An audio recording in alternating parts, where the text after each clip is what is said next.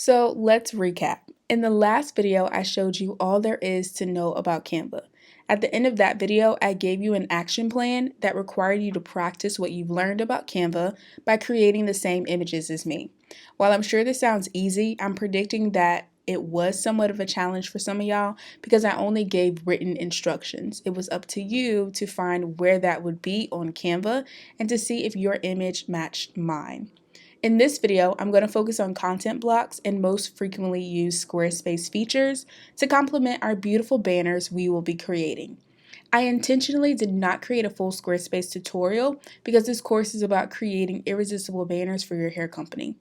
I focus on Squarespace and upload my banners here, so later on in section 5 and 6, I share my exact settings with you. However, in order to maximize the quality of your banner, you will need to have a basic understanding of content blocks as well as the design tab on Squarespace. If you don't have a good understanding of this, none of the videos later on in this course will make sense to you. Now, this course is primarily focused on creating banners for your hair company, so it's not necessarily needed if you don't use Squarespace. So if you use Shopify or Wix, I will upload it to those website platforms, but I don't show you the ins and out because I just use Squarespace. I try to show multiple banner styles in the course, but I decided to review this template, which is the Hester template. I'll leave the details in this section if you want to refer to it later. One thing to mention before we get started is Squarespace has an updated version and looks completely different than before. I've decided to use the new version, although I believe you have the option to return to the old version if you prefer that. I like the new version because to me it's simpler. Once you've confirmed your website, this is what your page should look like if you're using the Hester theme. On the left side, you'll see a column of different options that will affect your website in different ways. It starts with pages, then design, next is commerce, and so forth. Some templates will alter slightly on where things are, but for the most part, each template has the same thing. I'm not going to go over the left column just yet. I'm going to work on what's already on our website once we pick the Hester theme. I will, however, click the design tab, which is the second option. I'm going to let it stay here because I will go over a few things within the design tab. I'm just going to start editing what we have on the website. So I'm going to press edit. You'll find this on the top left corner. You should notice that when you press edit, it takes you to a full screen view and the word edit changes into the word done.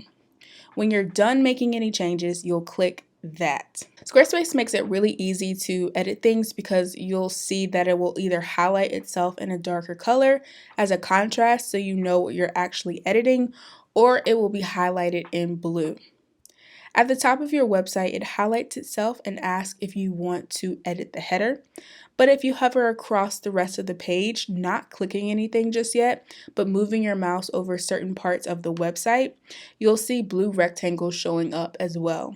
You'll also see blue plus signs. When you press the blue plus sign, it will open a new window and show you various pre-made templates that you can add to your website. So instead of doing the hard labor yourself, you can choose from pre-made designs and plop it in on your website. I'm going to close out of that and hover back over my website. More specifically, I'm hovering over the words Pickle Perfection as well as the button below it. That's it. If you're following along with me, you should see bluish rectangles and a teardrop shape connected to a horizontal line. That sideways teardrop will bring up content blocks. These blocks allow you to edit your site if you don't want to use the pre-made templates that Squarespace creates. I'm not going to go over all of the content blocks, but I'm just going to go over the most frequently used and relevant to this course. Once you press the teardrop icon, the first option is to add your own text. Once you create the text button, you can write your own message and edit it by altering the size, aligning it to the center or off center, and even create a clickable link. If you press the link icon, you can create a special link to send visitors. When you create a link through Squarespace, you can connect it to a specific URL or a different page on your website. You can even send people straight to your email or phone if you want. A link icon will be available once you have the text on your page. You can also create clickable links on photos, but the process is different. So I'm basically showing you how that works here. Once you're satisfied with your text, press apply and then go to the top left corner and press done. This will prompt you to either save it or discard the changes that you currently have made. Please note that Squarespace doesn't automatically save changes for you, so I do find myself saving constantly to make sure I don't lose any of my progress. Since I need to edit my site more and show you more of the content blocks, I'm going to press edit again so we can start making more changes. Again, we're going to hover our mouse around the text. I see about 3 teardrop icons that show up.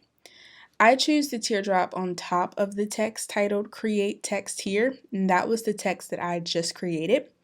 The next content block that I'll show you after I have clicked the teardrop icon is spacer blocks. Spacer blocks are cool because they can be used for so many different things. I'm going to focus on how spacer blocks can be used as a way to edit the size of your banner, as well as keep things symmetrical. Once I've clicked on the teardrop icon, I'm going to click spacer. This will bring up one large rectangular spacer block. I'm then going to hover underneath the first spacer block I just created and create 2 more spacer blocks using the same technique I just mentioned. Once I have 3 spacer blocks or 3 rectangles stacked on top of each other, I'm going to click and drag the second spacer block beside the first spacer block. Now, some of this might sound kind of confusing because you're just hearing me say spacer blocks. If it's easier for you to just watch me as I do it, then feel free to, but I'm just going to try to explain so that you guys aren't so confused about the actions that I'm taking. So once I have dragged the second spacer block beside the first spacer block, I then take the last spacer block and click and drag it between the 2 spacer blocks I just created. What you should have now is one row with 3 rectangles or 3 columns. Now, you probably are asking yourself, why am I even doing all of this? If you want things to be evenly spaced or aligned, an easy way to measure is by manipulating spacer blocks. That is how I create symmetrical images and text and all these cool things on my website, is I like to manipulate spacer blocks to do certain things. I'm going to show you this again by creating our spacer blocks and stacking them. I'm then going to hover underneath each spacer block and click another teardrop icon. I'm going to click image once we have our content blocks pulled up so I can insert my own image as well as show you how that works.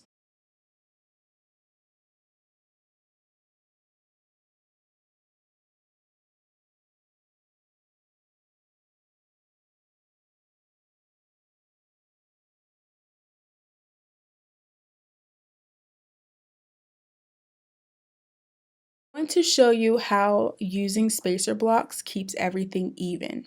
Now, while I was doing this and making this video, I realized that I didn't have any images that I wanted to use at the moment, so I make use of the photo library Squarespace already has.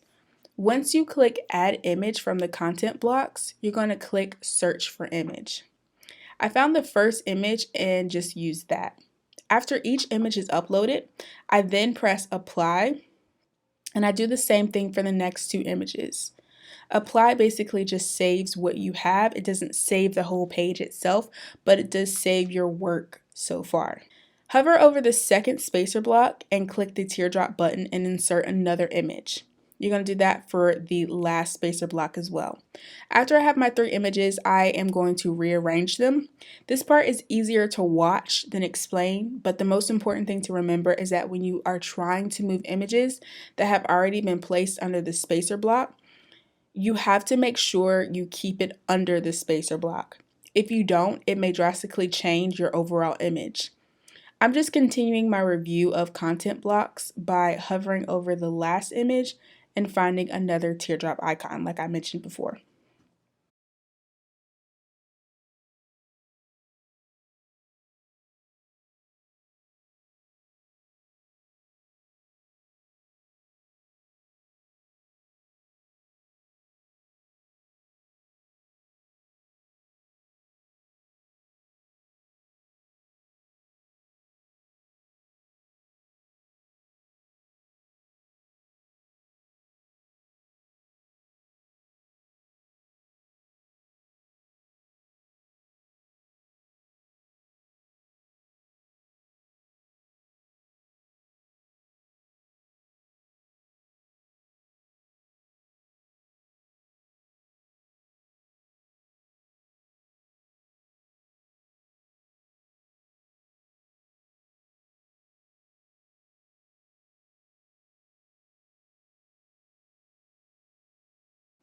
The next content block that I'm going to show you is video.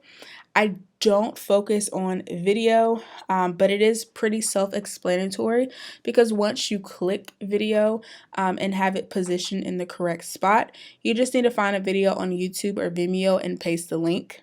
Squarespace even lets you create your own custom thumbnail. Now that I've shown you some of the content blocks, I'm going to delete what was not originally a part of this template. I do this by pressing the trash can icon. If you notice, as I hover over the first section of the template, in the right corner, you'll see a right rectangle with the pencil icon. You'll also see an arrow and a trash can. We're going to explore this next. Once you click the pencil icon, it gives you a list of things that can be edited within this section. After clicking the pencil icon, you have three options at the top: format, background, and colors. So we're going to go to the first tab, which is format. This is going to affect the height and width of our website as well as alignment. You have four options for content height and width. It gives you three pre-made size heights of small, medium, and large. You also have three dots that, when clicked, allow for a more customized option. I want you to watch how clicking these options affects the image that we have on our background. Once I get to the content width, nothing is changing, and that's because I don't have any text. So what this function does is basically aligns your text, it formats your text, and you have a little bit more control over how wide or how slim you want your text to appear on your website. So I'm going to add some text and then I'm going to adjust with this feature so you can see what this actually looks like.